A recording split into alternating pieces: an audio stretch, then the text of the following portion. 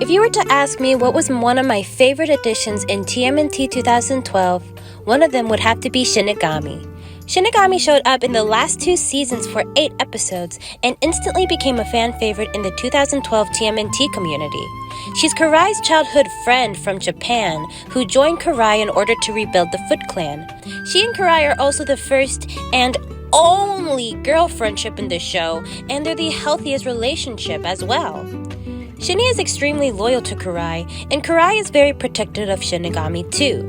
They fight well together, look after each other, and I would have really loved to see them team up more if Shinny appeared in earlier seasons. Like maybe when Shredder brought Tiger Claw in, he also picked up Shinigami for Karai. Oh my god, that would have been so cool! Shinigami herself also has a great personality. She can be confident, arrogant, but she's also really playful, especially with Karai and Michelangelo. In fact, my favorite moments with Shinny is when she's paired up with Michelangelo, as the two have fun with one another, making this a playful ship, which I have a soft spot for. She also has a great character design. TMNT 2012 has always had amazing character designs, and Shinigami is no exception. Shinigami is a skilled kunoichi who's also a witch, using a blend of ninjutsu and magic to fight. Her powers include casting illusions, transformations, hypnosis, and summoning spells, while also wielding a Sarigama like Mikey. Although she doesn't appear much in the story, some fans are hoping that Shinny will appear in other future TMNT iterations, and I am one of them. She's a great concept, has a great character design, a fun personality, a loyal friend, and has a unique fighting style. So what does the show do with her?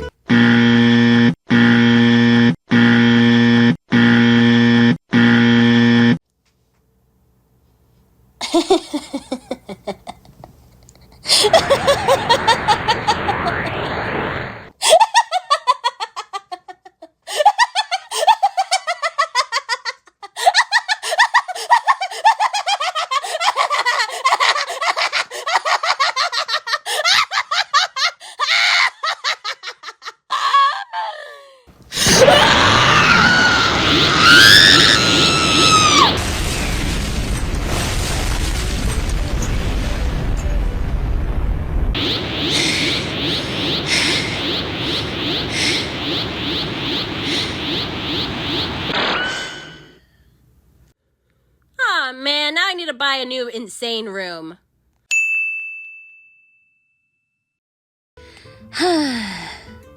Although Shinigami is a character with amazing potential with her being a kunoichi and a witch, she's yet another damsel in distress! Oh my god, what is it with this show and making their badass goth ninjas damsels in distress?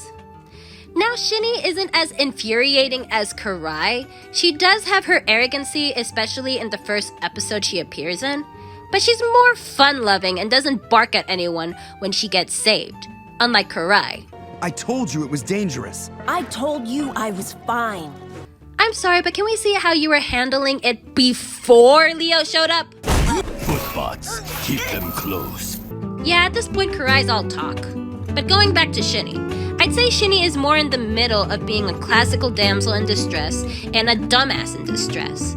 She doesn't have the annoying braggy personality as a typical dumbass in distress, but it is so annoying that she gets beaten pretty easily, especially since she's supposedly an experienced kunoichi who also has powers.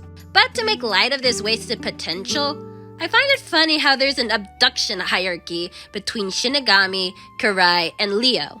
If Shinigami gets beaten, then Karai will get kidnapped to save her. Then when Karai gets kidnapped, Leo and the turtles come to save them. How funny! Wasted potential for the girls, but pretty funny. Although I do like Shinigami, she's pretty much a damsel in distress to a dumbass in distress. She doesn't really get much wins either. Her only big win has to be when she went up against April and the Turtles in the first episode she appears in. But she caught the Turtles off guard, and April is a brand new kunoichi, so that's not much of a victory. She'll take on a few henchmen, but she still gets beaten so much that it's hard to take her seriously. which is a shame. This character had so much potential to make interesting fight choreography and to be a badass.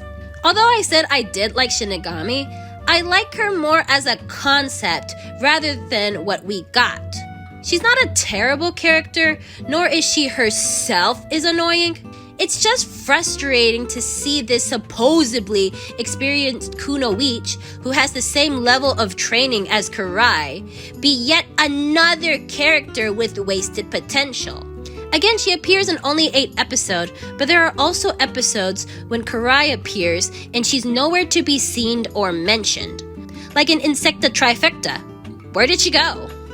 Although I do like Shinigami's concept, the execution, I'd say, is pretty, mid. Again, she's not an annoying character. In fact, I do like her personality, her design, her powers, and her loyalty to Karai. But I really wish the show could have done more with her, or at least give her more wins to show what a badass she is. I guess that's all that's to say about Shinigami as her own person. But the video is too short. Well, I guess I can talk about her canon ship. Let's talk about her romance with Mikey.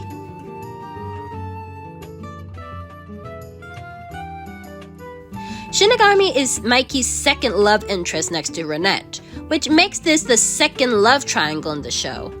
But if the love triangle between April, Donatello, and Casey Jones is the most annoying to watch, Mikey's love triangle seems the most pointless, or at the most, underwhelming. One of the reels of a love triangles are the drama that comes out of them. Choosing which person you want the main person to be with, and the suspension of seeing who will win at the end. But we don't get that here. Hell, Shinny and Renette never even get to meet. Well, maybe they decided to tone down the drama, or maybe they just wanted Shinny and Mikey to be the end goal. Okay, let's see how their romance is. Mikey and Shinigami meet each other when Shinny attacks the group to steal a weapon. Mikey immediately develops a crush on her, and Shinny is annoyed with him. For one episode. The next episode, she's actually more friendly with him, and the two seem to get along well together and flirt a bit. So you'd think since I'm a sucker for the loving couple trope, I'd be all over this. But I'm actually not. Why? Well, it's because Mikey and Shinny don't interact that much. They interact the most with the first 2 episodes Shinny appears in, but then they barely interact again. They start interacting again in the season 5 episode, The Forgotten Swordsman, but they don't flirt as they did before. Mikey says, Team Shinny Angelo. This girl gets me, don't ya? You do make me laugh. But even though they teamed up with Leo and Karai, Mikey isn't trying to flirt with Shinny, nor impress her like how the guys usually do with their love interests. Honestly, they act more like friends now, and then Mikey ends up going back to Renette when she reappears in season 5. So, what was the point of that? What was the point of giving Mikey another love interest if they're not gonna do anything with it? Mikey times Shinny peaked in 2 episodes, and then they barely did anything together afterwards. We didn't get an episode or even a conversation between the two if they decided to just be friends, or even a breakup talk when Mikey decided to stay with Renette. It's honestly weird. You writers do know that guys and girls can just be friends, right? Like, just because a guy and a girl are both single, that doesn't automatically mean they should be a couple or there should be an attraction between them. If you do want a romance between them, that's fine, but do something with it. It's not like there's a law that says, all characters must have romances or those insights will come out. No, you're allowed to let your characters be single. And in this case, it would be very much welcomed since Mikey already had a love interest. We barely have guys and girls be platonic friends. Usually there's a romance plot or they do end up together at the end. But we barely do see boys and girls just be friends. And honestly, I think Shinny and Mikey would have been a great duo if that were the case. They're both playful and get along very well together. They just needed more screen time with each other. Shinny is always with Karai, and Mikey just sort of leaves her alone by the season 4 finale. But But okay, even though I'd rather have them as friends, that's not what the writers wanted. But as I stated before, if you want them to have a romance, then develop it or do something with it. With what we got, Mikey and Shinny is the least developed and least focused romance in the show, where they don't even have the brothers do their classic bit of teasing Mikey for liking a girl. Or for a cute brother bonding moment, maybe Leo and Mikey can bond with each other for liking two goth girls who are also in the Foot Clan. Maybe Leo can talk to Mikey about it, or warn him to not always trust Shinny, or maybe give Mikey some bad advice and Mikey makes things worse. These are just things I came up with in a few seconds. That's more than what the actual show did with this pair. Overall, Mikey and Shinny is a pretty pointless romance. I'm not going to act like it's the worst thing in the world, but I am going to ask, why? My theory is that Greg Sipes, the voice actor for Mikey, was also the voice actor for Beast Boy, who also got two love interests. Tara, voiced by Ashley Johnson, who's also the voice of Renette, and Raven, who's a goth girl like Shinny. And seeing as 2012 is all about Easter eggs, references, and callbacks, I think they did this as an Easter egg to Greg Sipes' previous work. As a trivia lover, I love this. But as an analyzer, although it's a cool reference, it's still a pretty pointless romance because nothing really came out of Mikey and Shinny. It's still the weakest romance out of all of them, and personally, I think it would have been better if they were just platonic from the start. Overall, I rate the pair 6 out of 10. Not terrible or offensive, it's just there. Alright, I think that covers it. Let's head to the final thoughts.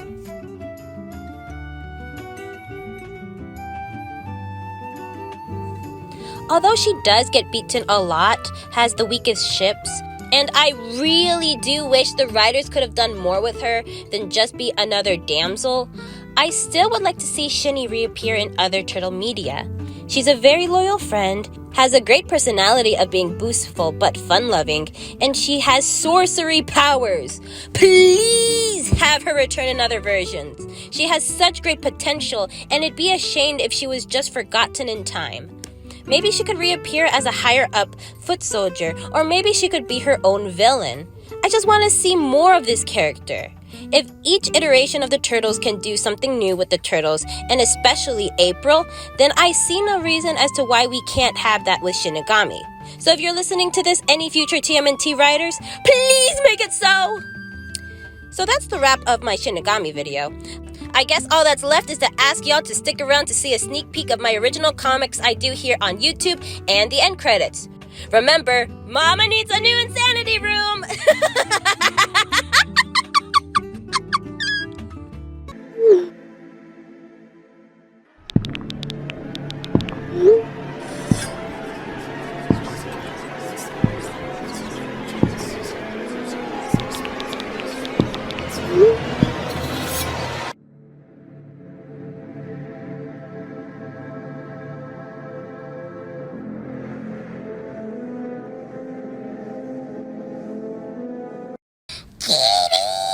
When's the next chapter of Goten Black coming? I need it! I need to know! I can't live without it! I'm gonna keep spamming the comments until it comes out!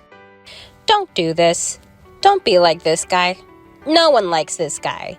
Yes, Chapter 7 will take time to make, but the good news is that now you can read it on my Patreon. New pages come out every Thursday at 5 p.m. Eastern Standard Times. It's only $3 a month, or you can sign up for my new $5 a month tier, where you can receive 2 free prints from me every month and get access to deleted scenes from Goten Black. The more you guys sign up, the less hours I have to work, and I can focus on getting Goten Black out quicker.